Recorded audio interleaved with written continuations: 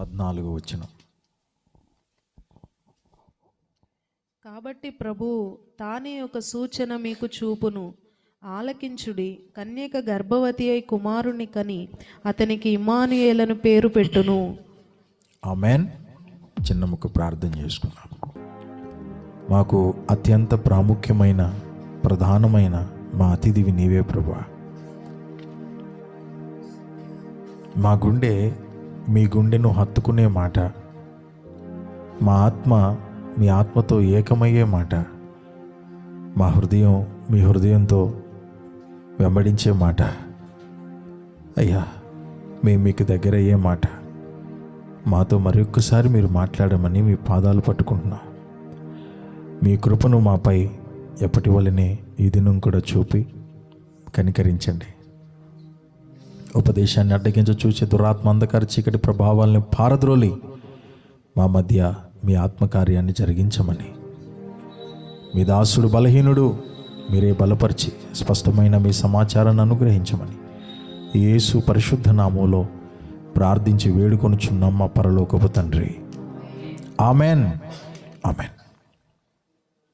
మంచిది. ఇప్పుడు దేవుని బిడ్డలారా, కూడి వచ్చిన దేవుని పరిశుద్ధులైన మీ అందరికీ ప్రభు పేరిట శుభాది వందనాలు, దైవాశీస్సులు. దేవుడు మిమ్మల్ని మీ కుటుంబాలను నిశ్చయంగా దీవించి ఆశీర్వదించి కృపతో జ్ఞాపకం చేసుకొనును గాక. ఈరోజు మనం ఏ విషయాన్ని మాట్లాడుకుంటున్నాము అంటే, క్రిస్మస్ పర్వదినాలలో మనం ఉన్నాం. ఆల్మోస్ట్ ఈ నెలంతా కూడా క్రిస్మస్ని పండుగగా జరుపుకుంటారు. నిజంగా నెల రోజులు జరిగే పండగ ఏదీ లేదు. ఏ ఆచారాల్లో అయినా సరే నెల రోజులు జరిగే పండుగ ఉందా ఏదైనా? చెప్పండి. లేదు, ఒక క్రిస్మస్ తప్ప. Praise the lord. కొంతమంది క్రిస్మస్ని కేకులకి పరిమితం చేశారు, కొంతమంది క్యాండిల్స్కి పరిమితం చేశారు, కొంతమంది బార్కి పరిమితం చేశారు, కొంతమంది చిందులకి పరిమితం చేశారు, డ్యాన్సులకి. క్రిస్మస్ అనగానే భలే భలే స్టెప్పులు వేస్తున్నారు. కానీ క్రిస్మస్ అనేది క్రీస్తును చూపించాలి.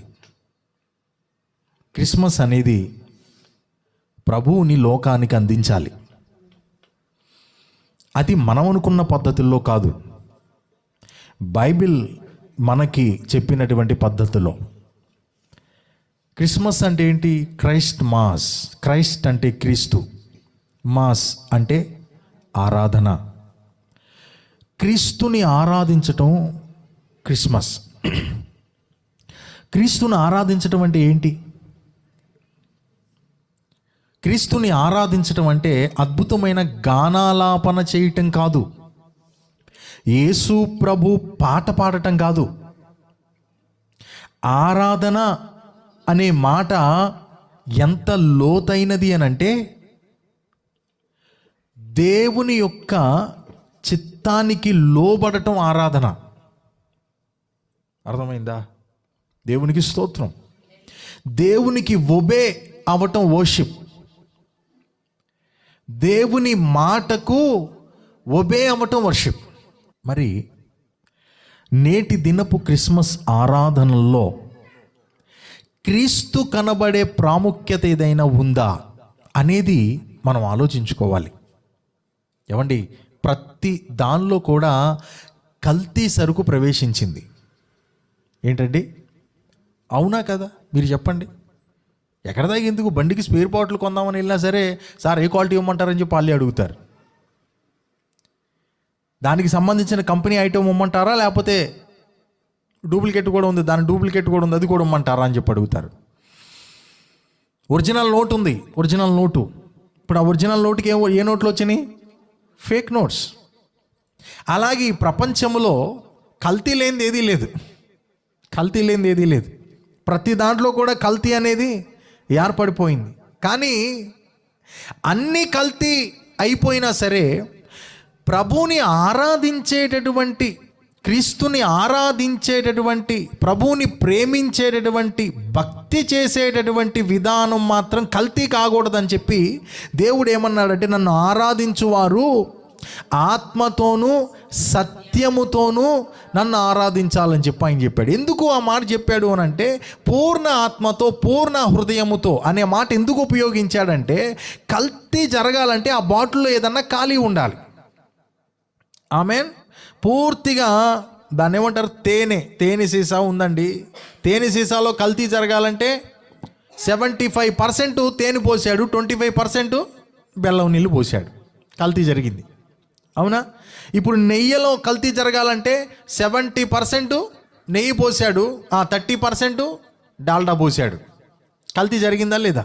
అట్లా మనం ఇలా కనుక మనం చూసుకుంటా పోతే కల్తీ జరగాలంటే కంటెంట్ అది ఉంటుంది, వేరే చీప్ క్వాలిటీది కూడా కంటెంట్ దాంట్లో కలుపుతారు, కాబట్టి అది కల్తీ అవుతుంది. అలా అయ్యే అవకాశం లేకుండా ఉండాలి అని అంటే పూర్ణ హృదయముతో అనండి, పూర్ణ ఆత్మతో అనండి. ఆమేన్. పూర్ణము అనే మాటకి ఎందుకు ఉపయోగించాడంటే, అది 70% కాదు పూర్ణము అనంటే, ఓకే, 60% కాదు పూర్ణము అనంటే, రైట్, 90% కాదు, 95% కాదు, 100%. హల్లెలూయా. ఇక కల్తీ జరగడానికి అవకాశము లేని పర్సెంట్ మాట. కల్తీ జరగని పద్ధతి ఉండాలంటే పూర్తిగా నెయ్యే పోయాలా, మూత పెట్టాలి. ఇక అంతే, పూర్తిగా తేనె పోయాలా, కొండ తేనె. ఏజెన్సీకి వెళ్ళినప్పుడు కొండ తేనె అని చెప్పి వాళ్ళు ఇస్తారు. అసలు మన తేనెకి ఆ తేనెకి సంబంధం ఉండదు అన్నమాట, అంత అద్భుతంగా ఉంటుంది అది ఫుల్గా. అందుకే ఆయన అన్నాడు ఏమనంటే, నన్ను ఆరాధించేవారు పూర్ణ హృదయముతో, పూర్ణ అనంటే ఇక వేరేది కలపడానికి అవకాశము లేకుండా. దేవునికి స్తోత్రం కలుగును గాక. కాబట్టి ప్రియ దేవుని బిడ్డలారా, అన్నీ మనం కల్తీ చేయొచ్చు, కానీ ఆరాధన అంటే ప్రభువుకి సంబంధించినది కల్తీ చెయ్యకూడదు. కల్తీ చేయకూడదు. సగం అది సగం ఇది అనేటటువంటి విధంగా ఉండకూడదు. సంపూర్తిగా దేవునికి చెందవలసింది దేవునికే చెందాలి. ఆ విషయంలో దేవుడు చాలా చాలా కేర్ఫుల్గా ఉంటాడు, మనల్ని ఉండాలని చెప్పి ఆజ్ఞాపిస్తున్నాడు. దేవునికి స్తోత్రం. ఈ యొక్క క్రిస్మస్ గురించి మనం మాట్లాడుకోవాలి అని అంటే ప్రియ దేవుని బిడ్డలారా, ప్రాముఖ్యమైన పాత్ర వహించింది ఎవరు? యేసు ప్రభుల వారిని ఈ లోకమై ఉన్నటువంటి మనకి అందించడానికి ఒక ప్రాముఖ్యమైన పాత్ర పోషించింది ఎవరు? మరియమ్మ తల్లిగారు. దేవునికి స్తోత్రం. యేసయ్య ఈ లోకంలోనికి రావడానికి ఆవిడ గారిని ఆయన ఎంపిక చేసుకున్నాడు. దేవునికి స్తోత్రం. చిన్న విషయం కాదు అది. సృష్టికర్త ఈ లోకంలోనికి రావడానికి ఒక వ్యక్తిని, ఒక యవ్వన బిడ్డను ఎంపిక చేసుకున్నాడు అని అంటే, ఆమె లైఫ్ అనేది ఆయనకి ఎంత క్వాలిటీగా కనబడిందో అనేది మనం ఒకసారి ఆలోచించాలి. దేవునికి స్తోత్రం. హల్లెలూయా. అదే మనం మొదటి మాటగా చదువుకున్నాం, కన్యక గర్భవతి అయి కుమారుని కనును. ఆవిడ గారిలో దేవుడు చూసినటువంటి ఫస్ట్ క్వాలిటీ ఏంది అంటే కన్యక. ఏం చూశాడు క్వాలిటీ? కన్యక. నేటి దినాల్లో యవ్వన బిడ్డలు అనేటటువంటి వారి దగ్గరికి వెళ్ళి ఆలోచిస్తే చాలామంది వారి కన్యత్వాన్ని కోల్పోతున్న దుర్దినాల్లో మనం ఉన్నాం. ఎస్పెషల్లీ కాలేజెస్లో కానివ్వండి, వేరే జాబ్స్లో కానివ్వండి, ఈ పరిశుద్ధత, కన్యత్వం అంటే, కన్యక అంటే పరిశుద్ధతకి సాదృశ్యంగా ఉంది. ఈ పరిశుద్ధత అనేది నేటి తరపు యవ్వన బిడ్డలలో కానరాని భయంకరమైన దుస్థితిలో మనం ఉన్నాం. చూద్దామన్నా సరే మనకి కనబడట్లా. మాటలో పరిశుద్ధత లేదు, ప్రవర్తనలో పరిశుద్ధత లేదు, చూపులో పరిశుద్ధత లేదు. ఇవాళ మానవుడు చూపుతో భయంకరమైన పాపాలు చేస్తున్నాడు. వాక్యంలో కూడా యోబు గారు అనుకుంటా అంటాడు, ఏమని అంటే, నేను యవ్వనస్తులను చూడనని నా కళ్ళతో నిబంధన చేసుకున్నాను అంటాడు. ఎంత గొప్ప మాట కదా. ఏది పాత నిబంధనలో ఉన్నటువంటి ఒక వ్యక్తి, ఒక భక్తుడు ఈ విధంగా అన్నాడు, నేను యవ్వన స్త్రీలను నా కళ్ళతో చూడనని నా కళ్ళకు నేను నిబంధన చేసుకున్నాను. ఇవాళ చూడండి ఎర్రెర్రి చూపులు, వెర్రి వ్యవహారాలు. ఏమండి, వెళ్ళేటటువంటి ఆవిడ నీ చెల్లి లాంటిది కదా, వెళ్ళేటటువంటి ఆవిడ నీ అక్క లాంటిది కదా, వెళ్ళేటటువంటి ఆవిడ నీ అమ్మ లాంటిది కదా, నీ కళ్ళ ముందు వెళ్ళటానికి తనకి ఆ అధికారం లేదా, అవకాశం లేదా? నేటి దినాల్లో కళ్ళు పాపముతో నిండిపోయాయి. చూసేటటువంటి చూపు వెనుక భయంకరమైన పాపం నేటి దినాల్లో బిడ్డల్లో పరిపాలన చేస్తుంది. చూసే చూపు వంకర, ఆ ప్రవర్తన వంకర, మాట వంకర, ప్రతి మాటకి సెటైరేనా, ప్రతి మాటకి ఏదో ఒక భయంకరమైనటువంటి శరీర దౌర్బల్యాన్ని బయట పెట్టేటటువంటి పదజాలమేనా?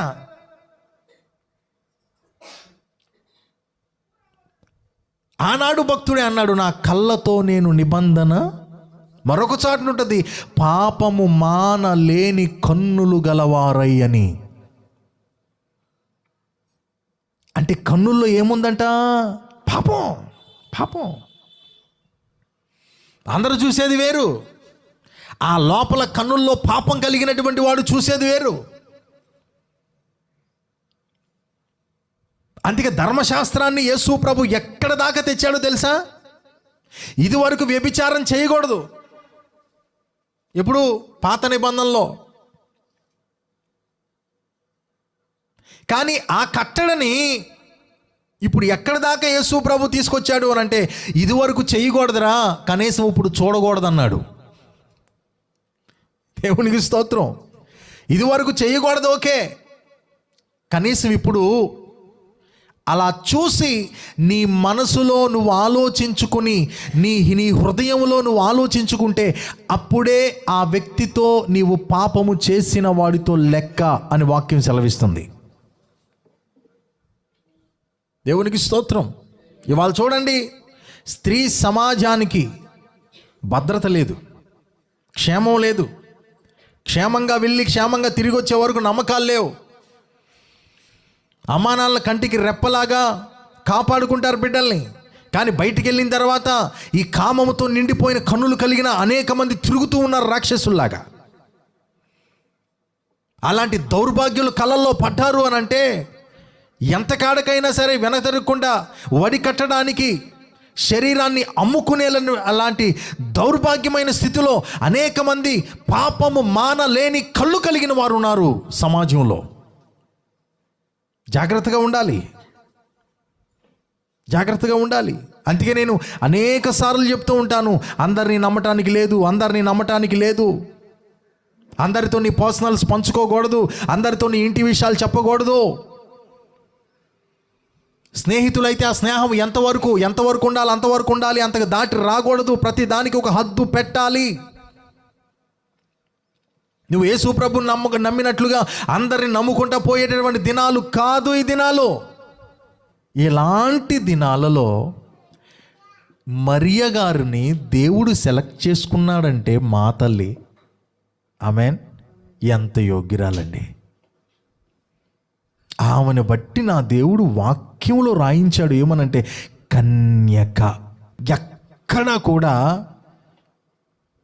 కాలు జారటం కాదు కదా, అలాంటి ఆలోచనల్లోని కూడా వెళ్ళని రీతిలో తన యవ్వన జీవితాన్ని, యవ్వన వయస్సుని కాపాడుకుంటున్నటువంటి ఒక బిడ్డను నేను కనుగొన్నాను. ఆమె ద్వారా నేను లోకానికి వెళ్ళాలనుకుంటున్నాను. దేవునికి స్తోత్రం. ఆయన పరిశుద్ధుడు కదా, మరి ఆయన ఎంపిక చేసుకున్నటువంటి వ్యక్తి పరిశుద్ధంగా ఉండేటటువంటి సహోదరినే ఆయన ఎంపిక చేసుకున్నాడు. దేవునికి స్తోత్రం. ఏదో తెలుసా నిజమైన క్రిస్మస్? ఆమెన్.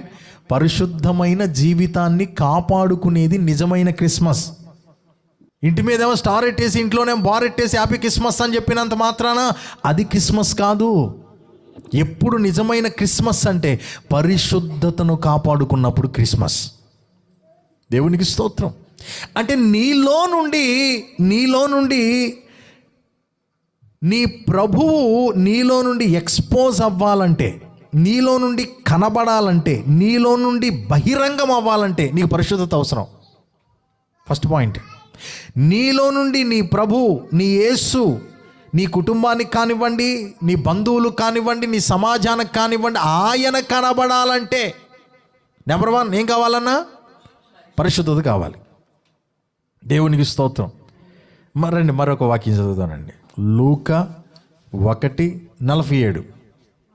ఆయన తన దాసురాలి దీన స్థితిని కటాక్షించెను. దేవునికి స్తోత్రం కలుగునుగాక. హల్లెలూయా. ఇది ఒక క్వాలిటీ. ఫస్ట్ క్వాలిటీ ఏంటి? కన్యక. కన్యక అంటే పరిశుద్ధురాలు. రెండో క్వాలిటీ ఏంటి? ఆయన తన దాసురాలి దీన స్థితిని. జాగ్రత్తగా వినండి. ఇవాళ కాస్త పరిశుద్ధంగా ఉండి జీవించేటటువంటి వారిని వాళ్ళు అక్కడ నడుస్తున్నారు. ఈ పరిశుద్ధమైన జీవితాన్ని జీవిస్తూనే ఎలాంటి మరొక అద్భుతమైన గుణలక్షణం కలిగి ఉందయ్యా అంటే దీనురాలను అంటుంది. దేవునికి స్తోత్రం. ఇది చాలా అవసరం అండి. కొంతమందికి కొన్ని గర్వాలు ఉంటాయి.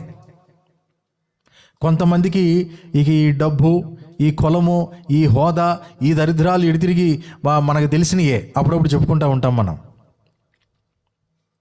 వారి బంధువులను బట్టి, వారు ఉన్న ఇల్లును బట్టి, వాళ్ళకున్న ప్రాపర్టీని బట్టి, వారికి ఉన్న పొలాలను బట్టి, స్థలాలను బట్టి ఎక్కడో ఉంటారు వాళ్ళు ఆకాశంలో. వాళ్ళని పట్టుకోలేం మనం. వాళ్ళని అట్లా పెడితే కదా కొంతమంది భక్తి పొంగవలనుకునేటటువంటి వారు కూడా మరేంటి మరి నేను ప్రార్థన చేస్తే ఏంటి మరి, ఆవిడ తలనొప్పి తగ్గిపోయిందంట, ఇక ఈవిడ ఆగదు, అమ్మో ఇక ఆగదు, ఇక పట్టుకోలేం, భూమి మీద నడవదు. ఏంటి పాస్టర్ గారు చేతి తగ్గలేదా, దాన్ని ఏం చేస్తారా? ఇలా ఆత్మ సంబంధమైనటువంటి గర్విష్ఠులు ఉన్నారు. కొంత ఏదైనా శ్రావ్యంగా పాట పాడితే ఇక వాళ్ళని పట్టుకోలేకపోతున్నాం. ఇవాళ ఏదన్నా కాస్త ప్రార్థన వస్తే ఇక వాళ్ళని ఆపలేకపోతున్నాం. 4 రిఫరెన్సులు తెలిస్తే ఇక వాళ్ళ భూమి మీద ఆగట్లేదు. ఆ పాస్టర్ గారు ఏముందంటే నేను కూడా చెప్తున్నానుగా, మొన్నట్టాకి ఎవరో ఒక ఆవిడ అంటుందిలే, ఇదిగో మీరు ఇక ప్రార్థన చేసుకోవడానికి అంత దూరం వెళ్ళక్కర్లా, ఆయన ప్రార్థన చేస్తే అట్టకు పడిపోతున్నాడు, మా వాడు చేసిన అట్టకు పడిపోతున్నాడు, ఇటు రండి అంటుంది. కాబట్టి ప్రియ దేవుని బిడ్డలారా, ఇలాంటి గర్వపూరితమైన భక్తి పొంగవులు బోలు మంది ఉన్నారు. భక్తి అనే ముసుగులో గర్వం కలిగి ఉండేవాళ్ళు ఉన్నారు. వారికి ఏదైనా చేత వస్తే చాలు, ఇక మిగతా వాళ్ళు పక్కన వాళ్ళు మనుషుల్లా కనబడరే, కాళ్ళకి దేవుని బిడ్డలా కూడా కనబడరు. ఇదిగో అటు కూర్చో, ఇదిగో ఇటు జరుగు, ఇదిగో నువ్వు అక్కడే కూర్చో. ఎందుకు? అమ్మగారు మంచి ఆత్మీయత అంట, దేవదూతలాగా వెలిగిపోతూ ఉంటుంది అంటే, ఇక ఆవిడ పక్కన ఎవరు ఉండకూడదు. వద్దు మనకంతా, ఇవాళ కాదు ఎప్పటికీ వద్దు. దేవునికి స్తోత్రం. నా ప్రభు అయిన యేసు పాపులతో కూర్చుని భోజనం చేశాడంట. ఆయనకు పేరు పెట్టారు, ఏంటో తెలుసా? పాపుల స్నేహితుడని. పాపుల స్నేహితుడని పేరు పెడితే, ఏందిరా పాపుల స్నేహితుడు అంటున్నారు నన్ను అనలేదు ఆయన. అవును, నేను పాపుల కోసమే వచ్చాను అన్నాడు ఆయన. దేవునికి స్తోత్రం కలుగును గాక. హల్లెలూయా. ఏందండి రెండో పాయింట్? మరియలో ఏం చూశాడు దేవుడు? దీనత్వాన్ని చూశాడు. యేసు ప్రభు తనను గూర్చి ఆయన ఏం చెప్పుకున్నాడంటే, నేను దీనుడను సాత్వికుడను. చెప్పండి ఒకసారి. నేను దీన మనస్సు గలవాడను సాత్వికుడను అని యేసు ప్రభు తనను గూర్చి చెప్పుకున్నాడు. ఆ మాట పావురాలు గుంపును ఎత్తుక్కుంటూ ఏ విధంగా వెళ్ళిపోద్దో, ఆ దీనుడు కూడా దీనులు ఎక్కడున్నారయ్యా అని చెప్పి ఎత్తుక్కుంటూ ఉండగా మరియ కనపడింది ఆయనకి. ఆయన ఈ లోకంలోనికి రావడానికి మరియలో ఆయన కనపడింది ఏంటిది నాన్న? దీనత్వం. కాబట్టి ఎంత ఎదిగినా ఒదిగి ఉండటం అనేది చాలా మంచిది. అది మనకింకా మంచిది. కొంతమందిని చూసినప్పుడు, మన దగ్గరికి వచ్చే వారిలోనే కొంతమందిని నేను చూసినప్పుడు నిజంగా ముచ్చటపడతాను, దేవుణ్ణి స్తుతిస్తాను. ప్రభా, ఈ బిడ్డల్లో ఇలాంటి దీనత్వాన్ని నువ్వు ఇచ్చినందుకు నీకు స్తోత్రం ప్రభా అంటాను. దేవునికి స్తోత్రం, హల్లెలూయా. కాబట్టి ప్రియ దేవుని బిడ్డలారా, ఆయన నీకు ఆకర్షించబడాలి అని అంటే ఏం కలిగి ఉండాలి? దీనత్వాన్ని కలిగి ఉండాలి. నేను దీనురాలనని ఆయన నన్ను కటాక్షించాడు. దేవునికి స్తోత్రం.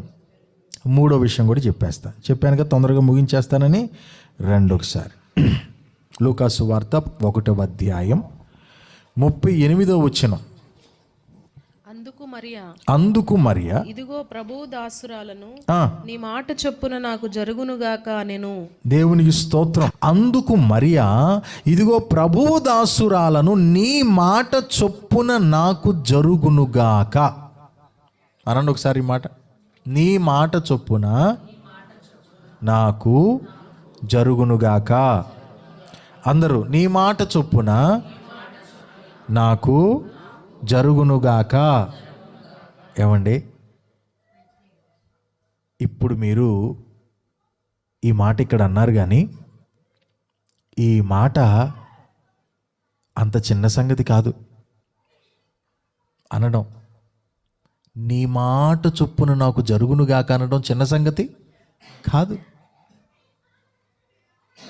అది ఏది జరగాలని కోరుకోవడానికి? నీకు 5 స్టేర్లు బిల్డింగ్ ఇస్తానమ్మంటే అప్పుడు అంటాం మనం ఏమని? నీ మాట చొప్పున జరుగునుగాక. కేజీ బంగారం నేను ఎత్తిమే పడబోతుందంటే అప్పుడు నీ మాట చొప్పున జరుగునుగాక. దేవునికి స్తోత్రం కలుగునుగాక. హల్లెలూయా. కానీ దేనికి, ఏ మాటకి ఈవిడ నీ మాట చొప్పున జరుగునుగాక అంది? పెళ్ళి కాకముందే నీ గర్భములో నుండి సృష్టికర్త అనే ఒక ఆయన రాబోతున్నాడు అనేటటువంటి ఆ మాటకి నీ మాట చొప్పున జరుగునుగాక అంది. ఈ మాటకి ఏం పెడదామయ్యా పేరంటే, ప్రభువు చిత్తానికి లోబడేటటువంటి గుణం. మొదటిది ఏంటిది? కన్యక. రెండోది ఏంటిది? దీనురాలు. మూడోది ఏంటిదయ్యా అంటే ప్రభువు చిత్తానికి లోబడేటటువంటి వ్యక్తి. ఒకసారి మీరు ఆలోచించుకోండి, మన జీవన శైలిలో ఎవరి చిత్తం జరుగుతుంది? అంత దేవుని చిత్తమేనయ్యా అంటాం. ఏముంది, నరం నేలు నాలుకేగా, ఎటు మడితే అటు తిరుగుద్ది. అది ఆదివారం ఏమో శృతి చేసి నే పాడనాన్ని తిరుగుద్ది నాలుగెక్కడ, ఇంకోసారినేమో వేరే వైపు తిరుగుద్ది. ఏం లేదంటే దీనికి అది మరి ఎవరు కనిపెట్టారో మాటే కదండి. అంత ప్రభు చిత్తమేనండి, అంత నాయన చిత్తమేనండి బాబాయ్, అంతా నాయన చిత్తమేనండి, నాయనేనండి. ఏమండో అయ్యగారు, అసలు ఆ నాయనేనండి, మొత్తం ఆయన చిత్తం. ఎవరు చెప్పాడు? మొత్తం ఈయన చిత్తమే, ఆయన చిత్తం కాదు. పేరు మాత్రం ప్రభువుది. పేరేమో ప్రభువుది పెట్టేసి మొత్తం అంతా కూడా యథా రాజా తదా ప్రజ. వాళ్ళు ఏం చేశారో అది చేయాలి మనం, వీళ్ళు ఏం చేశారో ఇది చేయాలి మనం, వాళ్ళు ఏం చెప్పారో అది చేయాలి, వీళ్ళు ఏం చెప్పారో అది కాదు. ఈవిడంటుంది, ప్రభు దాసురాలను, నీ మాట నాకు జరుగునుగాక. దేవునికి స్తోత్రం. ఈ సంగతి దేవదూత వెళ్ళి వాళ్ళ అమ్మానాలతో చెప్పలా, వాళ్ళ కుటుంబస్తులతో చెప్పలా, బంధువులతో చెప్పలా, ఎవరితో చెప్పలా. ఈవిడొక్క దాంతో చెప్పింది. ఒక్క మాట కూడా ఎదురు చెప్పలా. నాకు చెప్తే అట్లాగా, మరి వాళ్ళకి చెప్పు, వాళ్ళు ఏమనుకుంటారో కదా, వీళ్ళు ఏమనుకుంటారో కదా. బాగా ఒకడు ఉన్నాడు మేనమా, వాడు కుసుకుసుకు మన చూస్తూ ఉంటాడు, తాస్పావులాగా లేగుతూ ఉంటాడు, అయిన దానికి కాని దానికి. ఇప్పుడు ఆడేం ప్రచారం చేస్తాడో, అటెళ్ళు వాళ్ళకి చెప్పు, వీళ్ళకి చెప్పు, వీళ్ళందరికీ చెప్పు. ముందు ఏం మాట్లాడాల? ప్రభువు దాసురాలను నువ్వేం చెప్పావో జరుగునుగాక. నువ్వు దేవుని దగ్గర నుంచి వచ్చావు, దేవుడు చెప్పిన మాట నా జీవితంలో జరుగునుగాక. ఈ మెట్లోనికి మనం రావాలండి. ఈ మెట్లోనికి మనం వచ్చి తీరాలి. దేవునికి స్తోత్రం. ఈ మెట్టులో నిలచి ఈ మెట్టులోనికి మిమ్మల్ని తీసుకురావాలనేదే నా ప్రయాస. వచ్చారు కదని చెప్పి 4 మాటలు చెప్పి పంపించేసేది కాదు, కమ్మన పాటలు పాడి పంపించేసేది కాదు. ప్రభువు చిత్తం అనే మెట్టులో నిలచి ప్రభువు చిత్తం అనే మెట్టుకి మిమ్మల్ని ఎక్కించాలి.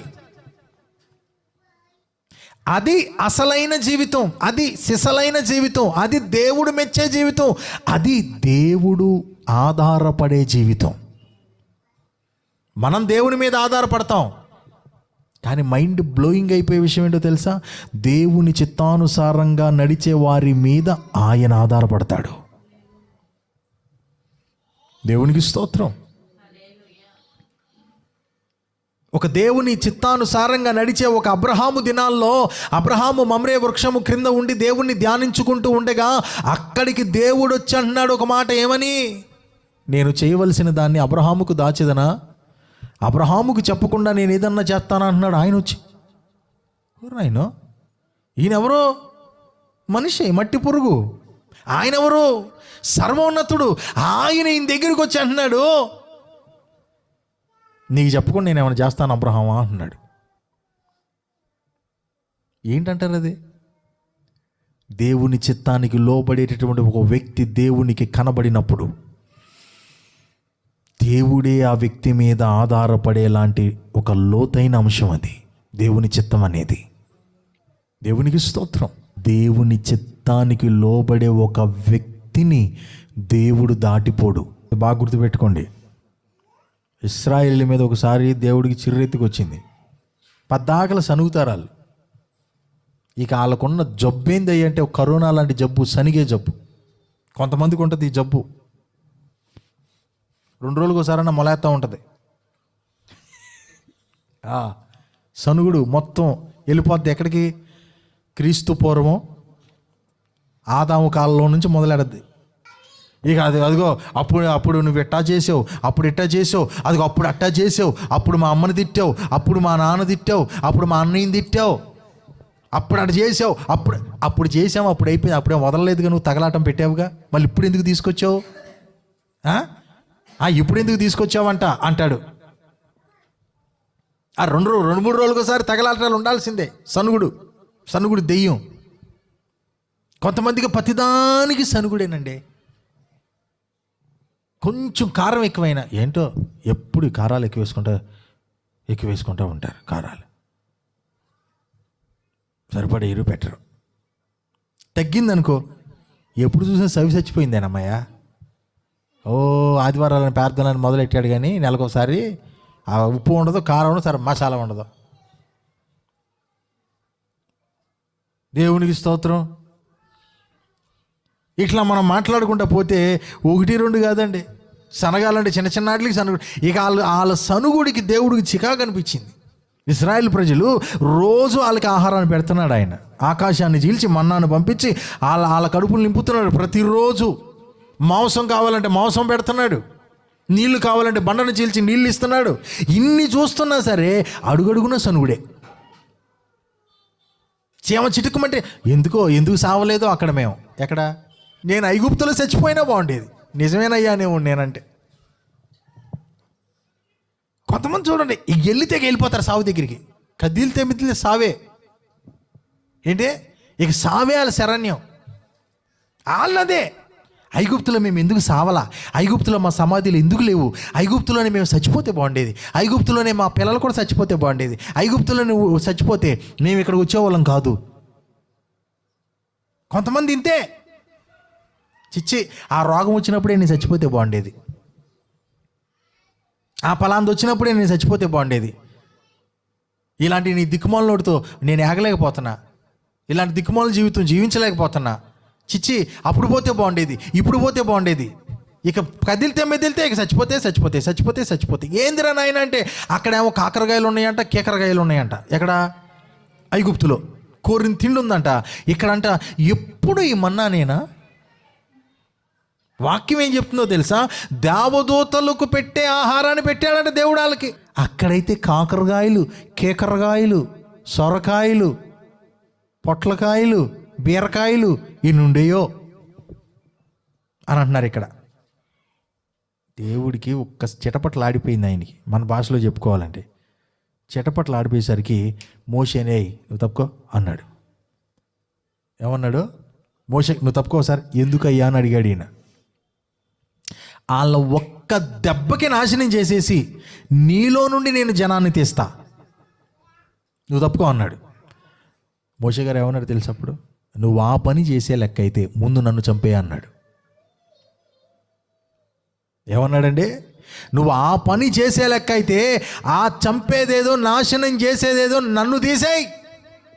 ఎక్కడో తెలుసా? ఇక్కడే కాదు, జీవ గ్రంథములో నుంచి కూడా నా పేరు తీసే అన్నాడు.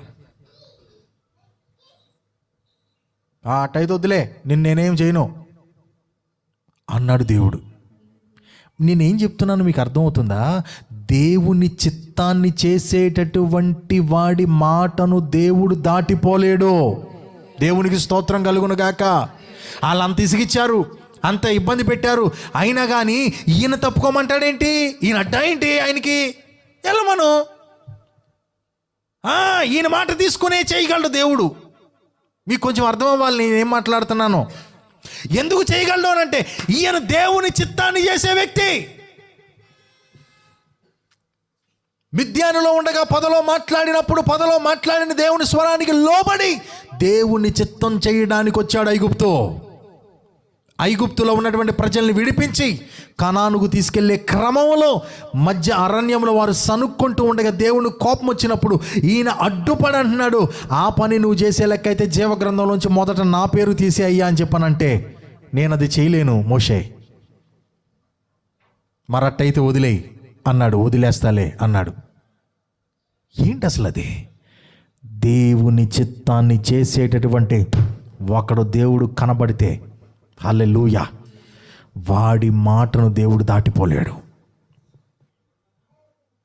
అది ప్రభువు దాసురాలను దేవుని చిత్తము చేసే ఒక వ్యక్తి దేవుడు కనబడ్డాడు అని అంటే దేవుడు గుండె నిండిపోద్ది. ఆ వ్యక్తిని దేవుడు ఎంపిక చేసుకుంటాడు. దేవునికి స్తోత్రం కలుగును గాక. ఈ మరియ గారిలో ఏం చూస్తున్నాం మనం? మూడవదిగా దేవుని చిత్తానికి లోబడేటటువంటి గుణం,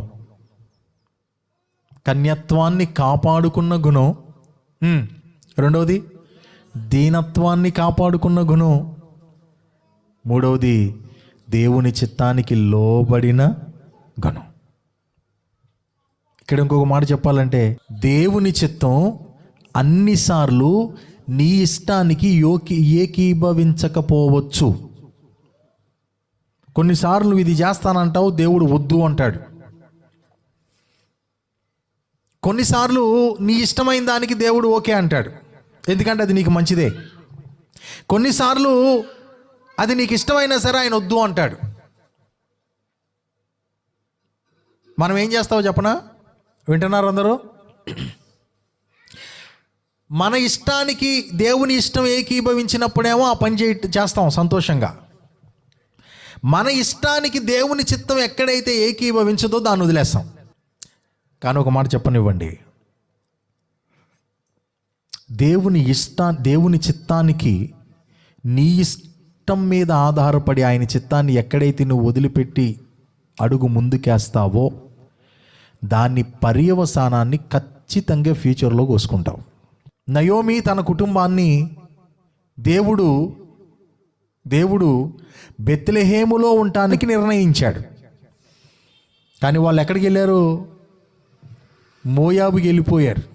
కానీ అక్కడికి వెళ్ళిన తర్వాత ఏమైందయ్యా అంటే ఆ పర్యవసానాన్ని వారు చూశారు. బిడ్డల్ని పోగొట్టుకుంది, భర్తని పోగొట్టుకుంది, ఉన్నదంతా ఓడగొట్టుకుంది. కారణం ఏంటి?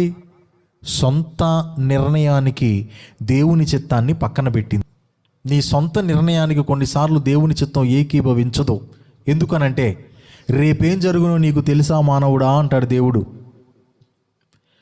ఏ దినమో నీకు, ఏ గడియో నీకు తెలియదురా మానవుడా,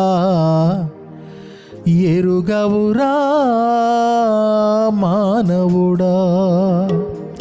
ఈ లోక భోగాలు ఎంతో కాలముండవురా, యేసయ్య రాకడకు గురుతులెన్నో జరుగుతుంటే.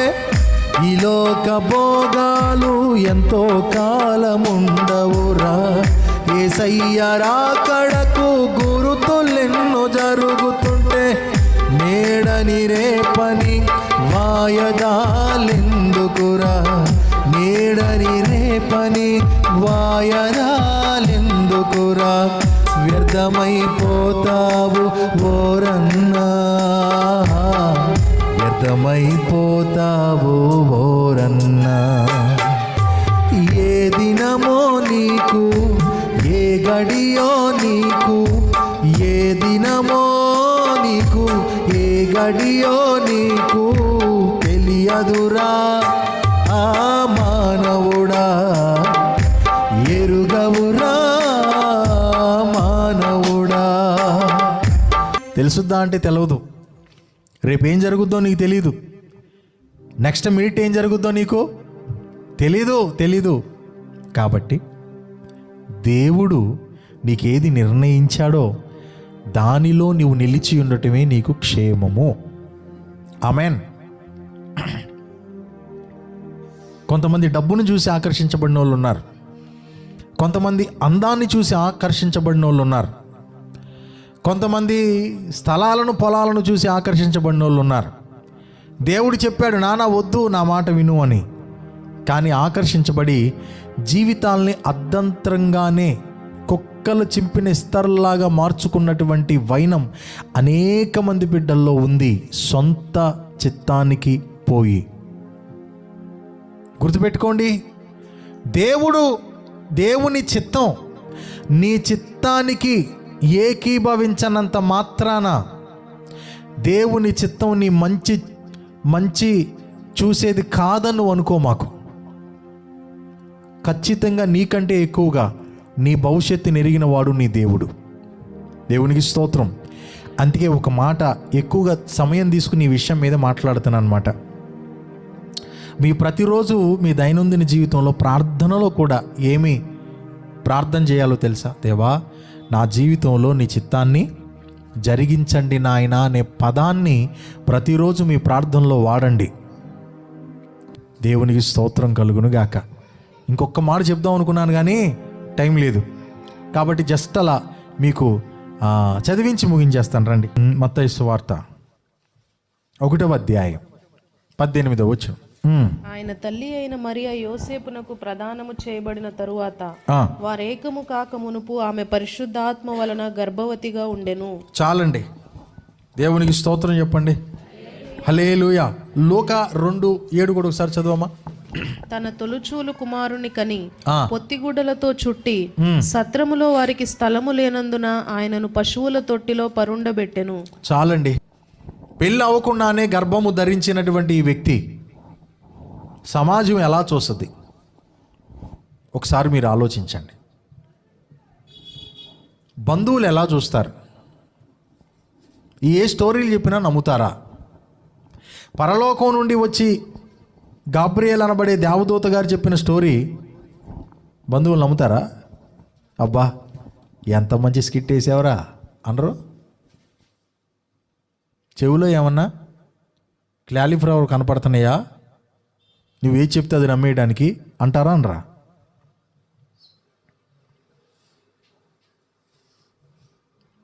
ఇది మాత్రమే కాదు, ఎంతటి అవమానం అంటే ఆవిడ ప్రసవ దినాలలో ఇక కనేటటువంటి సమయంలో సత్రములో అంట, ఇదిగో నేను ప్రసవం అవడానికి కొంచెం నాకు ఏదన్నా కొంత చోటు ఇస్తారా అని చెప్పి అడిగితే ఒక్కరు కూడా చోటు ఇవ్వలేదంట. ఎందుకు చోటు ఇవ్వలా? ఎందుకు చోటు ఇవ్వలేదు అని అంటే వారు ఈమెను నమ్మట్లేదు కాబట్టి. ఇలాంటి దౌర్భాగ్యమైన పని చేసినటువంటి నీకు నా ఇంట్లో చోటిస్తానా? నలుగురు నవ్వుకుని నలుగురు ఊసే పని చేసిన నీకు నా ఇంట్లో చోటిస్తానా? ఎలా అవతలకెళ్ళో అని చెప్పి ముఖం మీదే తలుపులు వేస్తుంటే ఎలా ఉంటుందో ఒకసారి మీరు ఆలోచించండి. జస్ట్ మీరు ఒకసారి ఆలోచించండి. ఒక 10 నిమిషాల్లో ముగించుకుందాం. ఆలోచించండి. ముఖం మీద తలుపులు వేస్తుంటే, ముఖం మీద చిన్నబూచుతుంటే, ముఖం మీద బంధువులు కనీసం అయ్యయ్యో పాపం కనే సమయంలో ఉందరా, ఈ టైంలో పాపం ఆయన్ని చూడకూడదు మనం అనుకునేది కూడా లేదు. ఎందుకనంటే ఇలాంటి ఆవిడికి నా ఇంట్లో నేను చోటిస్తానా? నలుగురు నన్నేమనుకుంటారో, మళ్ళీ ఇలాంటి నీకు నాకు మళ్ళీ ఏదో కనెక్షన్ ఉందని చెప్పని అనుకుంటారు. దరిద్రం నాకెందుకు ఆ దరిద్రం పో అని చెప్పి అంటూ ఉండగా నా గుండెని హిట్ చేసిన మాట ఏంటో తెలుసా? ఒక్కసారి కూడా దేవుణ్ణి మనసులో కూడా గాయపరిచేలాగా తలంచలా తల్లి. దేవునికి స్తోత్రం కలుగును గాక. మనస్సులో కూడా కించపరచుకోవాలా. ఇంతటి అవమానం నా నెత్తి మీదకి రావటానికి నేనేం తప్పు చేసుకున్నానయ్యా అని చెప్పి ఒక్కసారి కూడా అనలేదండి. ఒక్కసారి అసలు మీరు ఆలోచించండి అసలు ఆ క్యారెక్టర్ని. అరే, బంధువుల ముఖం మీద తలుపులు వేస్తుంటే, ఇష్టం వచ్చినట్టు మాట్లాడుతుంటే, ఊరంతా కోడై కూస్తూ ఉంటే, చెయ్యని దానికి ఇవిడ బలైపోతూ ఉంటే, మాటలు తూట్లులాగా గుండెల్ని చీల్చేస్తుంటే, దేవుణ్ణి ఒక్కసారి కూడా ఏంటిది నా జీవితానికి కర్మ అని ఒక్కసారి కూడా అనుకోలేదంటే అస్సలు ఆ మనసేంట్రా అర్థం కాలే అసలు నాకు. ఒక్కసారి కూడా నిందించలేదండి తన దేవుణ్ణి. ఏంటి ప్రభు నాకు ఈ కర్మ అని అనలా, ఏంటి ప్రభు నాకు ఈ అవమానం అని అనలా. సృష్టికర్తమైన నీవు నా గర్భాన ధరించినప్పుడు అందరూ పూలమాలలు వేస్తారనుకుంటే చెప్పులు దండలు వేస్తున్నారయ్యా, ముఖాన ఊచినట్టుగా మాట్లాడుతున్నారు. ఏంటయ్యా నాకు ఈ జీవితం, నా దరిద్రం ఏంటయ్యా ఇది అని ఒక్కసారి కూడా అనలేదంటే అసలు ఏ రేంజ్లో ఆవిడ ఆత్మీయ స్థితి ఉందో ఒకసారి మనం అర్థం చేసుకోవాలి. ఒక్కసారి మన జీవితాలను మనం పరిశీలన చేసుకుంటే చిన్న చిన్న ఆటలకండి, చిన్న ఆటలకి దేవుణ్ణి ఎంత నిందిస్తామో, మనం దేవుణ్ణి ఎంత తక్కువగా మాట్లాడతామో, దేవుణ్ణి ఎంత తక్కువగా మన మనసులో అనుకుంటామో. నువ్వు చేసే తప్పుడు పనులు, నువ్వు చేసే అనవసరమైన జ్ఞానం లేకుండా వేసే స్టెప్పులు కూడా ఆయన తెచ్చేస్తాం. మనం మాట్లాడినా, మనం చేసుకున్నా, మనం వడికట్టుకున్న వాటికి కూడా నింద ఆయన మీద వేసేస్తాం మనం. అది మన ఆత్మీయత. ఎందుకు దేవుడు చూస్తే ఆ చూసే దేవుడే ఉంటే కనుక నాకెందుకు ఎట జరగటం, నన్ను ఎందుకు అడి తిట్టాడు, నేను వెళ్ళిన పని ఎందుకు అవ్వలేదు, నాకు ఈ ఉద్యోగం ఎందుకు రాలేదు, ఈ విషయంలో నాకెందుకు, ఎవడున్నాడు, ఎక్కడ ఉన్నాడు, ఎవడున్నాడు, దేవుడా దేవుడు లేడితే. నిజం చెప్పండి, అనుకోవట్లేదు ఇలా కొన్ని సందర్భాల్లో. కానీ ముఖం మీద తలుపులు వేస్తున్నా సరే, ఒక్క తలుపు ఆవిడికి తీగిపోతున్నా సరే, పశువుల పాకలో ఏమండి ఇంతమంది సహోదరులు ఇక్కడ ఉన్నారు, ఇప్పుడైనా విన్నారా మీరు? పశువుల పాకలో జన్మించిన విధానం కన్న తల్లులు ఉన్నారా ఎవరైనా? ఇంత దయనీయమైన బ్రతుకు నాకెందుకు? ఏమండి, ఆ గొర్రెల్ని వాటిని కాస్త పక్కకు జరుపుకుని అక్కడ ప్రసవించిందంటే ఎంత నిండు చూలాలు మరియమ్మ తల్లి నడువలేక సుడివడై పోయెనయ్యా, దిక్కుతోచక ఓ యేసయ్యా, పశుల పాకలో ప్రసవించెనయ్యా, ఎంత దీనమో ఓ యేసయ్యా, నీ జననం జననమెంత దయనీయము, తలచుకుంటే నా గుండె సుడివడై కరిగి కరిగి నీరవుచున్నది. ఎంత దీనాతి ఓ యేసయ్యా, చల్లగాలిలో చోటు లేక నలుమూలలా చలి పుట్టెనయ్యా. చల్లగాలిలో చోటు లేక నలుమూలలా చలి పుట్టెనయ్యా. ఆ సత్రములో ఓ యేసయ్యా, పశుల పాకలో ప్రసవించెనయ్యా. ఎంత దీనాతి దీనము ఓ యేసయ్యా, నీ జననమెంత దయనీయము, తలచుకుంటే నా గుండె తడబడి కరిగి కరిగి నీరవుచున్నది. ఎంత దీనాతి దీనము ఓ యేసయ్యా.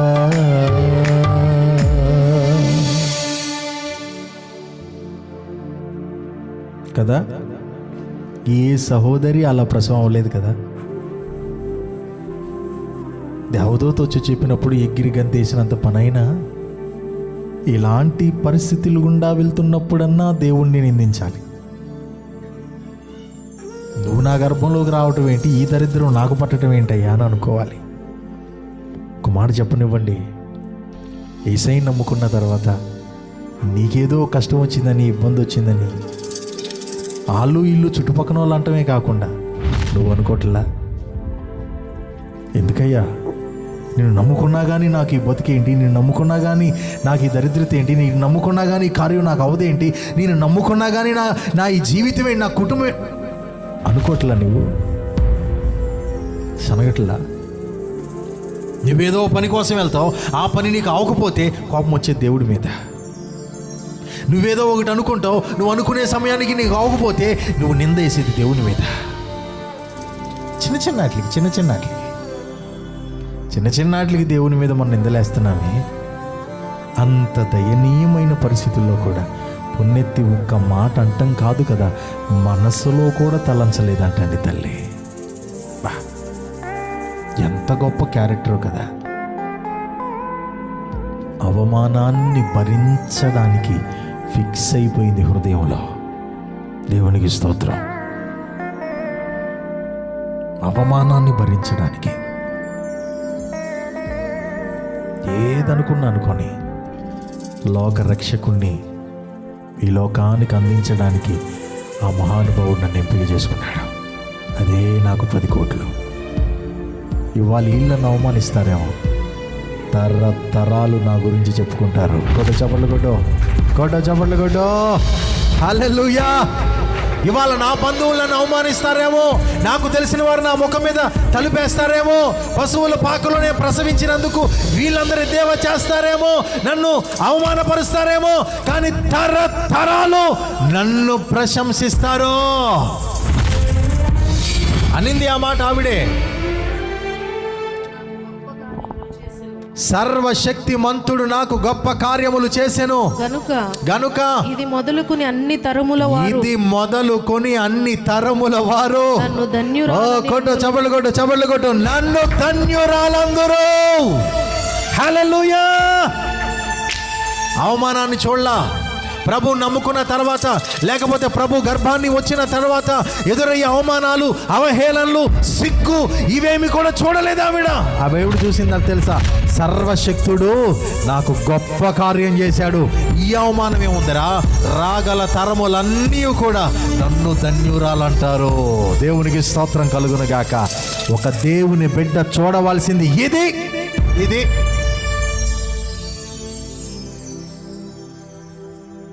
అవమానాన్ని చూస్తున్నావా, అవహేళన చూస్తున్నావా, వాళ్ళనే వీళ్ళనే చూస్తున్నావా? సర్వశక్తుడు నీకు గొప్ప కార్యాలు చేయబోతున్నాడు, అది చూడు.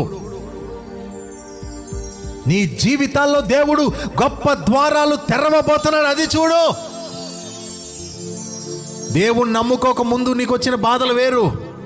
దేవుణ్ణి నమ్ముకున్న తర్వాత నీకొచ్చే ప్రతి బాధ, ప్రతి ఆవేదన మారు వేషములో ఉన్న మేలే. కొట్టో, చప్పట్లు కొట్టో. దేవునికి స్తోత్రం కలుగును గాక. ప్రభువు నమ్ముకున్న తర్వాత నువ్వు ఎదుర్కొనే అవమానం, ప్రభువు నమ్ముకున్న తర్వాత నువ్వు ఎదుర్కొనే శ్రమ, నువ్వు ఎదుర్కొనే ఆవేదన, నువ్వు ఎదుర్కొనే శోధన, అదేదైనా సరే మారు వేషములో ఉన్న మేలే, మారు వేషములో ఉన్న మేలే, మారు వేషములో ఉన్న ఆశీర్వాదమే. అది ఈవిడ గ్రహించింది. కాబట్టి దేవుని మీద సనగల, కాబట్టి దేవుని మీద గొనగల. గొనగకుండా సనగకుండా ఏమంటుంది? తరముల వారందరూ నన్ను ధన్యులారు అంటారు. ఆమేన్. ఇవాళ ఆవిడ మన మధ్యలో ఉందా? చెప్పండి. 2000 సంవత్సరాలు దాటిపోయింది, కానీ ఇవాళకే ఆవిడ ధన్యత్వాన్ని బట్టి మనం మాట్లాడుకోవట్లే. నేను అదే చెప్తున్నా, అవమానాన్ని భరించు ప్రభువు కోసం. నువ్వు చచ్చిపోయిన తర్వాత కూడా నీ గురించి చెప్పుకుంటారు. నిజం. అవమానం వచ్చిందని చెప్పి అడవటం కాదు, అవమానం వచ్చినప్పుడు ఏం చేయాలో కూడా వాక్యం చెప్తుంది.